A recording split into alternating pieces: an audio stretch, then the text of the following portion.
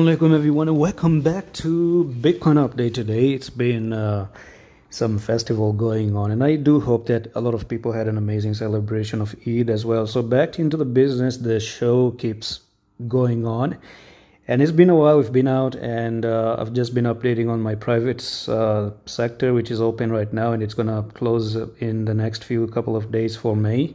If you want to join, make sure you message me on Twitter. So here we are, and right now, straight off the bat, I do see that Bitcoin is down at $27,300. So I'm just going to discuss some few time frames. The number one time frame is going to be the 4-hour time frame, and in this 4-hour time frame, I do see that Bitcoin is probably making a bullish divergence, a regular bullish divergence. If you see, you got a flat price action right there, and the RSI is basically moving up. So this mismatch is actually quite good for Bitcoin. So you might expect Bitcoin to try to come up and touch this 55 EMA, but I'm not still bullish on Bitcoin right now. Of course, on a higher time frame, I'm bullish for Bitcoin until $69,000. The second time frame that I want to observe is the daily. So if you look at the daily time frame, we got the 55 EMA. We have a little bit of a spinning top right here, which is also going to be a combination of moving back up. Now, there's something that is about to happen, and I'm going to tell you what exactly. Personally, if you look on the RSI on the daily time frame, this is I've already stressed enough that if I zoom in the whole RSI right now, this is what I'm looking for. A support, one support. I just want to see one more leg down, and that's what I'm expecting for Bitcoin on the daily time frame. Right now, I'm more interested into the daily time frame's RSI more than the 4-hour time frame RSI of Bitcoin, because for the past few days, people are bullish, people are greedy right now. If you look at the fear and greed index of Bitcoin, it's really clear that a lot of people are not expecting Bitcoin to retrace to the downside anytime soon. That's something that is there. So the daily RSI, if Bitcoin again comes down there, I'm looking to invest once again and trade once again.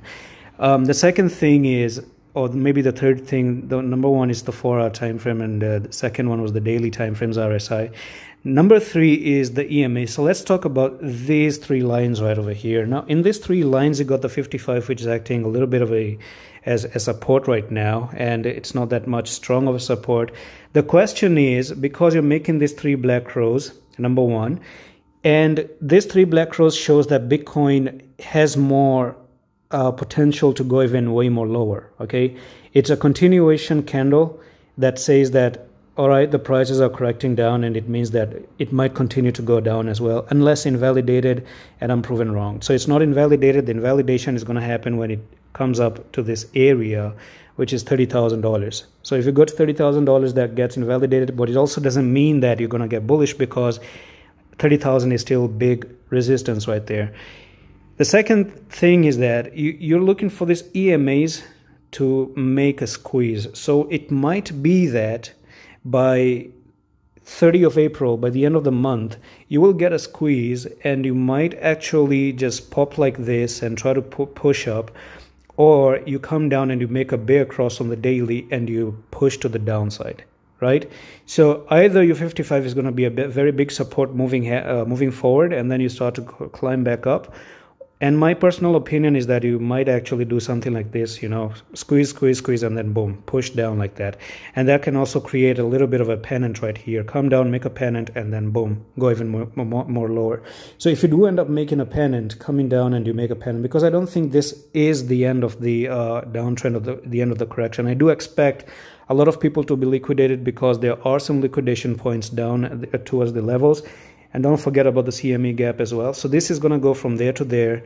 And if you make a pennant in the next coming few days and break down below the pennant, 24,300. And this is a place where the dirty retest is going to happen for inverse head and shoulder as well. So yeah, 24,300 is a very long-term target that I've been telling you for so many weeks now, but it's still taking time as well.